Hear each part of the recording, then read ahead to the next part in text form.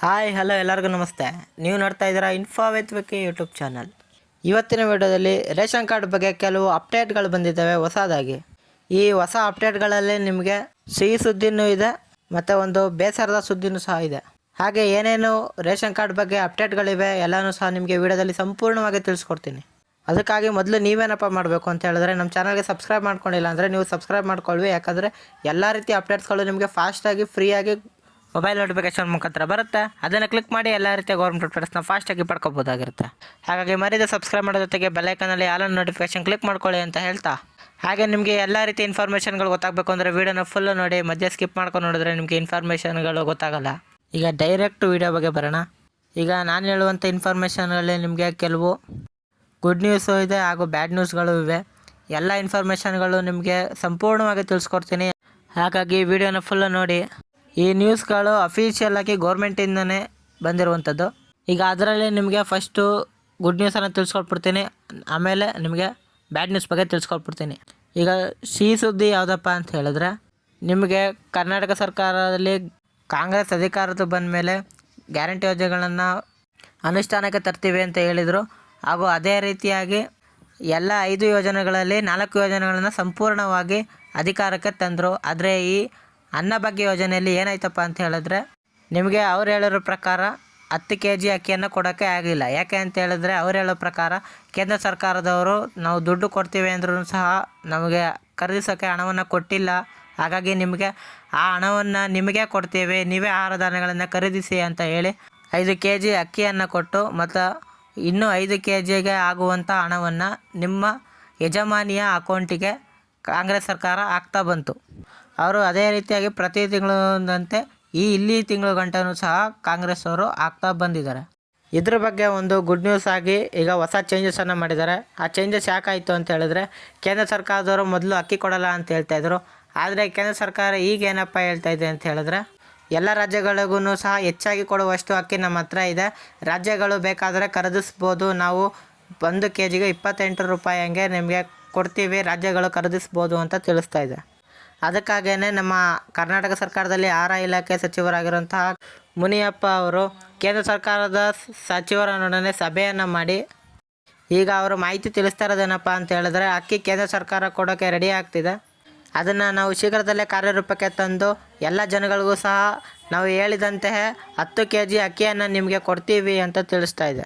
ಮತ್ತು ಕರ್ನಾಟಕ ಸರ್ಕಾರ ಒಂದು ಸರ್ವೆಯನ್ನು ಕೂಡ ಮಾಡಿತ್ತು. ಆ ಸರ್ವೆ ಏನಪ್ಪ ಕೇಳಿದರು ಅಂತ ಹೇಳಿದ್ರೆ, ನಿಮಗೆ 10 kg ಅಕ್ಕಿನೂ ಬೇಕಾ ಅಥವಾ 5 kg ಅಕ್ಕಿ ಕೊಡೋದ್ರ ಜೊತೆಗೆ ಇನ್ನು 5 kgಗೆ ಹಣವನ್ನು ಕೊಡಬೇಕಾ ಅಂತ ಸರ್ವೆಯನ್ನು ಮಾಡಿತ್ತು.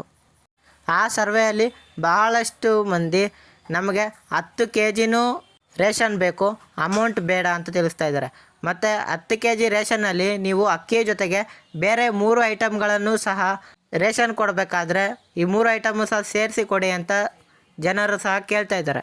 ಅದರಲ್ಲಿ ಜನ ಯಾವುದಪ್ಪ ಕೇಳ್ತಾ ಇದ್ದಾರೆ ಅಂತಂದರೆ, ಗೋಧಿ, ಅಕ್ಕಿ ಮತ್ತು ಎಣ್ಣೆ ಈ 3 ಸಹ ಸೇರಿಸಿ ಕೊಡಿ ಅಂತ ಕೇಳ್ತಾ ಇದ್ದಾರೆ. ನೋಡೋಣ ಇದಕ್ಕೆ ಸರ್ಕಾರ ಏನು ಹೇಳುತ್ತೆ ಅಂತ. ಆದರೆ ಮುಂದಿನ ತಿಂಗಳಿಂದ ಗೌರ್ಮೆಂಟ್ ಅಫಿಷಿಯಲ್ಸ್ ಕಡೆಯಿಂದ 10 kg ಅಕ್ಕಿ ಬರುವಂಥದ್ದು ಕನ್ಫರ್ಮು ಅಂತ ತಿಳಿಸ್ತಾ ಇದ್ದಾರೆ. ಆದರೆ 10 kgಯಲ್ಲಿ ಒಂದು 2-3 kg ರಾಗಿ ಆದರೂ ಬರ್ಬೋದು. ಅಲ್ಲಿ ಅವೈಲಬಿಲಿಟಿ ಹೆಂಗಿರುತ್ತೋ ಹಾಗಾಗಿ ಅದನ್ನು ಡಿಸ್ಟ್ರಿಬ್ಯೂಟ್ ಮಾಡ್ತಾರೆ. ಈ ಸುದ್ದಿ ಕೇಳಿ ನಿಮಗೇನು ಅನ್ನಿಸ್ತಾ ಇದೆ?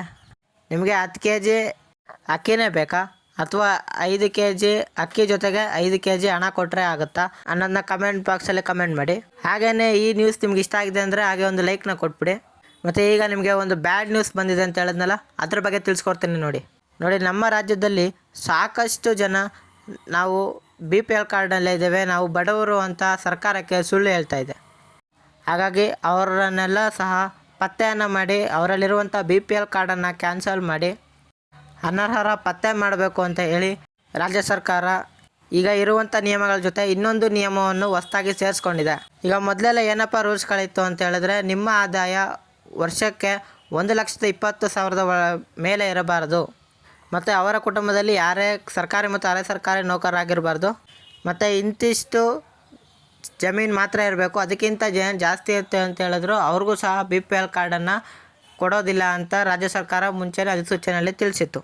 ಆದರೆ ಈಗ ಅನರ್ಹರನ್ನ ಕಂಡುಹಿಡಿಯೋಕ್ಕೆ ಏನು ಮಾಡ್ತಾಯಿದೆ ಅಂತ ಹೇಳಿದ್ರೆ ರಾಜ್ಯ ಸರ್ಕಾರ ಎಲ್ಲ ರೇಷನ್ ಅಂಗಡಿಗಳಿಗೂ ಸಹ ಒಂದು ಸೂಚನೆಯನ್ನು ಕೊಟ್ಟಿದೆ. ಅವರ ರೇಷನ್ ಅಂಗಡಿಯಲ್ಲಿ ಯಾರ್ಯಾರು ವ್ಯಾಪ್ತಿಗಳಿಗೆ ಬರ್ತಾರೋ ಅದರಲ್ಲಿ ಯಾರು BPL ಮತ್ತು ಅಂತ್ಯೋದಯ ಕಾರ್ಡ್ಗಳಿದೆಯೋ ಅವರ ಪ್ರತಿಯೊಂದು ಕುಟುಂಬದ ಸದಸ್ಯರ ಇನ್ಕಮ್ ಸರ್ಟಿಫಿಕೇಟನ್ನು ಕಲೆಕ್ಟ್ ಮಾಡಿ ರಾಜ್ಯ ಸರ್ಕಾರಕ್ಕೆ ಸಬ್ಮಿಟ್ ಮಾಡಬೇಕು ಅಂತ ತಿಳಿಸ್ತಾ ಇದೆ. ಹಾಗಾಗಿ ಇದರಲ್ಲಿ ಯಾರು ನ್ಯಾಯಬೆಲೆ ಅಂಗಡಿಗಳಿಗೆ ತಗೊಂಡೋಗೋ ಇನ್ಕಮ್ ಸರ್ಟಿಫಿಕೇಟನ್ನು ಸಬ್ಮಿಟ್ ಮಾಡಲ್ವೋ ಅವರ ಕಾರ್ಡನ್ನು ಕ್ಯಾನ್ಸಲಾರು ಮಾಡ್ಬೋದು ಅಥವಾ APLಗಾದರೂ ಕನ್ವರ್ಟ್ ಮಾಡ್ಬೋದು. ಮತ್ತು ಇನ್ ಕೇಸ್ ಸಬ್ಮಿಟ್ ಮಾಡಿರೋದ್ರಲ್ಲಿ ಯಾವುದಾದ್ರೂ 1,20,000 ಒಳಗಡೆ ಇನ್ಕಮ್ ಇತ್ತು ಅಂತ ಹೇಳಿದ್ರೆ ಅವರ ಕಾರ್ಡನ್ನು APLಗೆ ಕನ್ವರ್ಟ್ ಮಾಡ್ಬೋದು ಅಥವಾ ಕ್ಯಾನ್ಸಲ್ ಮಾಡೋ ಚಾನ್ಸಸ್ಗಳು ಸಹ ಇರುತ್ತೆ. ಹಾಗಾಗಿ ಈ ಕಾರಣಕ್ಕಾಗಿ ಇನ್ಕಮ್ ಸರ್ಟಿಫಿಕೇಟನ್ನು ಕಡ್ಡಾಯ ಮಾಡ್ತಾ ಇದೆ ರಾಜ್ಯ ಸರ್ಕಾರ. ಹಾಗಾಗಿ ನಿಮ್ಮ ನ್ಯಾಯಬೆಲೆ ಅಂಗಡಿಯಲ್ಲಿ ಏನಾದರೂ ಇನ್ಕಮ್ ಸರ್ಟಿಫಿಕೇಟನ್ನು ತಗೊಬಂದು ಕೊಡಿ ಅಂತ ಕೇಳಿದ್ರೆ ನೀವು ತಗೊಂಡೋಗಿ ಸಬ್ಮಿಟನ್ನು ಮಾಡಬೇಕಾಗುತ್ತೆ. ಓಕೆ, ಇಷ್ಟು ಇನ್ಫಾರ್ಮೇಷನ್ ಇತ್ತು. ಇಷ್ಟು ಇನ್ಫಾರ್ಮೇಷನ್ ನಿಮಗೆ ವಿಡಿಯೋದಲ್ಲಿ ಕ್ಲಿಯರಾಗಿ ತಿಳಿಸ್ಕೊಟ್ಟಿದ್ದೀನಿ. ನಿಮಗೆ ಎಲ್ಲ ಪಾಯಿಂಟು ಕೂಡ ಕ್ಲಿಯರಾಗಿ ಅರ್ಥ ಆಗಿರುತ್ತೆ ಅಂತ ತಿಳ್ಕೊತೀನಿ. ಹಾಗಾಗಿ ಅರ್ಥ ಆಗಿದೆ ಅಂದರೆ ಮರಿದೇ ವಿಡಿಯೋಗೆ ಒಂದು ಲೈಕ್ನ ಕೊಟ್ಬಿಟ್ಟು ನಿಮ್ಮ ಫ್ರೆಂಡ್ಸ್ ಫ್ಯಾಮಿಲೀಸಲ್ಲಿ ಯಾರು ರೇಷನ್ ಕಾರ್ಡ್ ಹೊಂದಿದ್ದಾರೆ ಅವ್ರಿಗೆ ಪ್ರತಿಯೊಬ್ಬರು ಸಹ ಈ ವಿಡಿಯೋನ ಶೇರ್ ಮಾಡಿಬಿಡಿ. ಏನೇ ಇದ್ರೂ ಡೈರೆಕ್ಟ್ ಕಮೆಂಟ್ ಬಾಕ್ಸಲ್ಲಿ ಕಮೆಂಟ್ ಮಾಡಿ. ಸಿಗೋಣ ಮುಂದೆ ಇನ್ಫಾರ್ಮೇಟಿವ್ ವಿಡಿಯೋದಲ್ಲಿ. ಬೈ.